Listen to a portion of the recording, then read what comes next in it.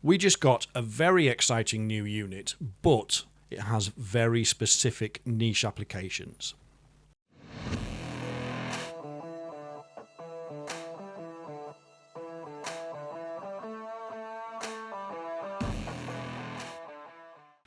Hello and welcome back to Unit Review. I'm Dan and today we are talking about the Tomb Crawlers.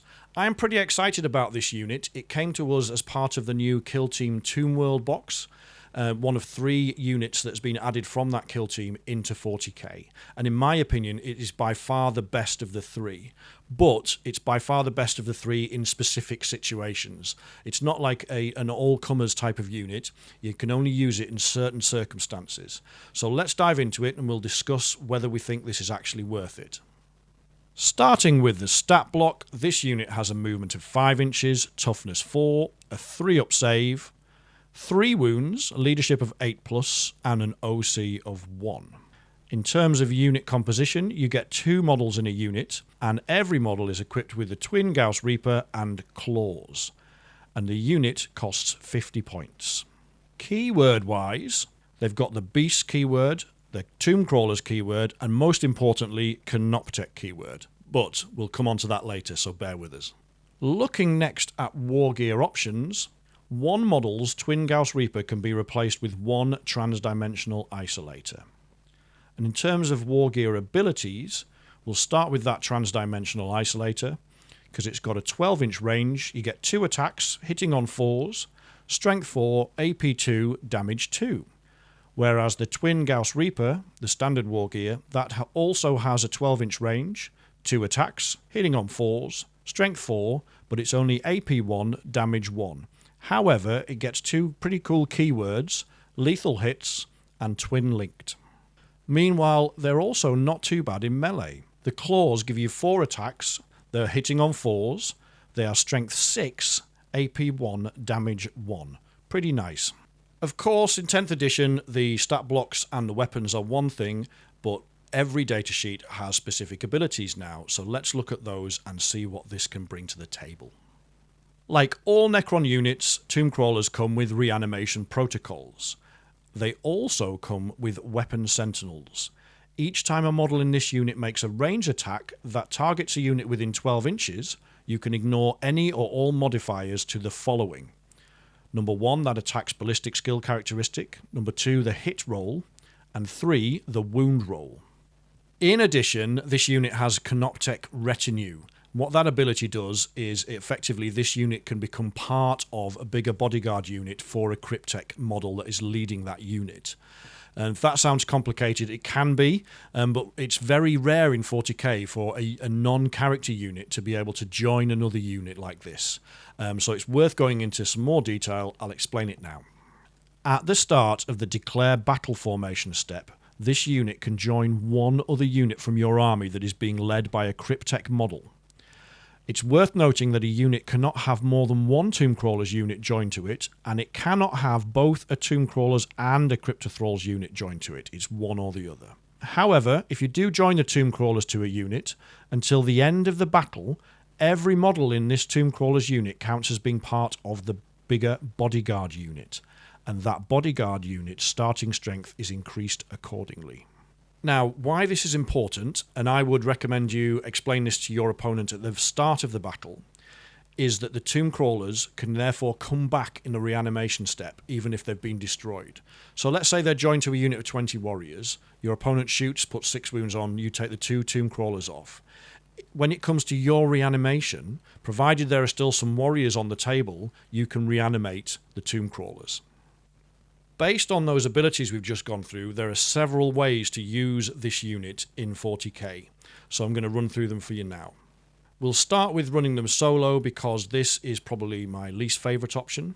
I think firstly they then got leadership 8, whereas normally you'd be relying on the Cryptek's leadership if they're bodyguards to the Cryptek. But also there's just better options in our book.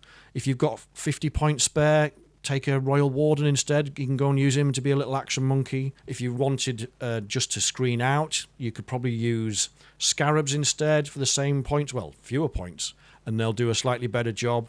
And if you've got more than 50 points spare, if you've got 60, you're definitely taking Flayed Ones. Next up is my new favourite way to use these, which is to put them with the unkillable warrior brick. Now, I've done a whole video on this. Go and check it out. I'll put a link in the description. It explains step by step how to build that list around the warriors to make them virtually unkillable. And personally, I think tomb crawlers are fantastic for this. So, very often in the unkillable warrior brick, you are taking cryptothralls because they give us something that we call ablative wounds, effectively extra wounds. So these guys are 3 wounds each, cryptothrall. So that means if your opponent is shooting the warriors with damage 1 weapons, a cryptothrall will take 3 of those wounds before it dies, rather than you losing 3 warriors. And the tomb crawlers, as we've already seen, have got that same 3 wound profile. On top of that, in terms of their abilities and their damage output, it's relatively straightforward. There's not much in it. So cryptothralls are known for being quite choppy. But if you look at a quick comparison, cryptothralls give you 4 attacks hitting on 4, strength 5, AP 1, damage 1 in melee. And a tomb crawler gives you 4 attacks hitting on 4, strength 6, AP 1, damage 1 in melee. The cryptothralls can fight on death on a 2-up if they haven't fought that fight phase already. But overall, you're not really losing a lot of melee punch if you take the tomb crawlers instead of the cryptothralls. And on the shooting, it's a much different story. Cryptothralls, I maintain, have got the worst gun in the game. The Scouring Eye has a 6-inch range, 2 attacks, hitting on 4s, strength 5, AP 1, damage 1, 6-inch range, and it hasn't got the pistol keyword. That's pretty rubbish. Tomb Crawlers have the 2 guns that we talked about, 12-inch range, 2 attacks, hitting on 4s, and also they are giving the unit that ignore modifiers ability when we're shooting, which can be really quite strong. But the real reason I'm taking tomb crawlers over cryptothralls is because the tomb crawlers are thick. What I mean by this is they're on much bigger bases. They're on 50mm bases. And for the warrior brick, this can be important because part of the play style of the warrior brick is you are often stringing them out from your home objective to a mid-board objective and then sometimes to another mid-board objective. And that extra base dimension gives you just that little bit of extra movement, and sometimes that can be the difference between holding an objective and not taking it. The third way to play is with Wraiths, and Wraiths are being run at the moment in competitive lists in Starshatter Arsenal, in Canoptek Court in some degree, and also in Awakened Dynasty as an alternative to that warrior brick I just talked about. I personally don't like using Wraiths in this way because I prefer the movement of Wraiths. Wraiths have a 10-inch movement, tomb crawlers have a 5-inch movement. If you attach the tomb crawlers to the Wraiths, the whole unit has to slow down. In addition, the main strength I think we talked about with the warrior brick, that thickness, can also be a hindrance with Wraiths. Wraiths are already quite a chunky unit, and if you add those tomb crawlers in, it can be a bit harder to hide that unit from enemy shooting. So it depends how you play them, but just be aware of that. The fourth and final way to play them is in Canoptek Court with our battleline units. And the reason I think this is interesting is because tomb crawlers have the Canoptek keyword, cryptothralls do not. And this opens up a couple of nice stratagems for use with those warriors or immortals that they couldn't access before. Don't get overexcited, it's not the mortal wound bomb strat I'm talking about here. It's a couple of the other strats. Firstly, the reactive move strat, which can be quite powerful about keeping those warriors out of trouble. And the second one is the lone op strat. Again, it just means that your opponent can't shoot them if they're outside of 18 inches. So there is definitely some play there. I haven't tested it personally, but let me know if you have. I am very intrigued to find out if this will work.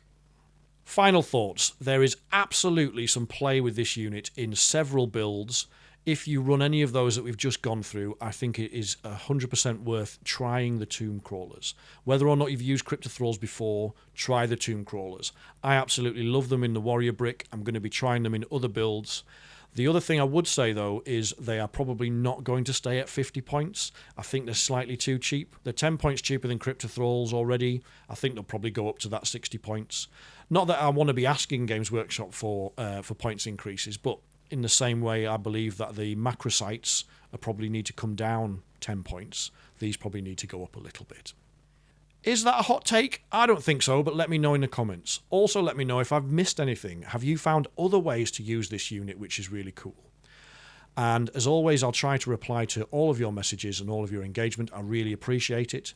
If you haven't already, drop us a like and a sub as well. That would be really, really useful. And a huge shout out, of course, goes to the channel Patreons and YouTube channel members. Without you guys, I wouldn't be able to do this, so I really, really appreciate your support. And if you like this kind of video and you want to keep the channel going, please do join us via YouTube channel membership. I'll put a link in the description. All that remains is to give a big shout out to the channel sponsors.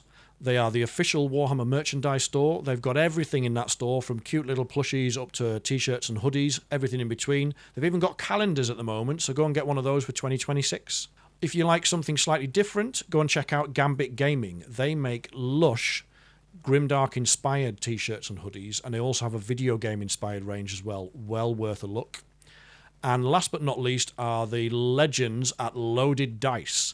This is a UK online store and a physical bricks and mortar store, but they have a fantastic website. You can get all of your Warhammer, all of your other game systems are supported there at really, really competitive prices, so please go and click on the link. That's it from me. Thanks for watching, and I'll be back soon with another video.